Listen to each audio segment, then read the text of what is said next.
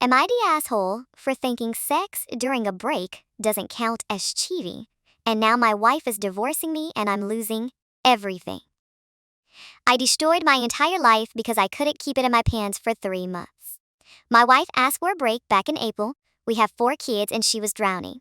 I worked 60 hours a week building my landscaping business and she homeschools all 4 of our children. She told me that she needed space to figure out if she still wanted to be in this marriage. I said fine and I moved into my brother's place. 2 weeks later, I met a girl at a bar. The other woman, she was fine. She laughed at my jokes. She didn't look at me like I was a chore or another responsibility on a to-do list. We started hooking up and I told myself it didn't count because my wife and I were on a break. My wife called me in June, said she wanted to work things out and that she missed me and that the kids needed their dad back home. I ended things with the other woman that same day and told her that it was fun, but I was going back to my family. She cried, she screamed, and she called me every name in the book, but I still left. Things were good for a while. My wife and I went to counseling, we had date nights, the kids were happy, and I thought that I had dodged a bullet.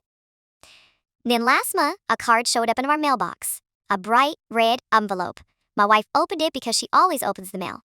Inside was a card with a half-naked photo of the other woman and a note that said, "Missing what we had. Call me when you're ready for round 2." My wife's face went white. She looked at me and said, "What is this?" I tried to explain. I told her that we were on a break, and that the woman didn't mean anything to me, and that I chose her. She just stood there, in silence. And she said, "You slept with someone else while I was home with our 4 kids, trying to keep my head above water." Her voice was so quiet. I asked for space to breathe, not for permission to cheat. "We were separated," I said. "You said you didn't know if you wanted to be married to me anymore."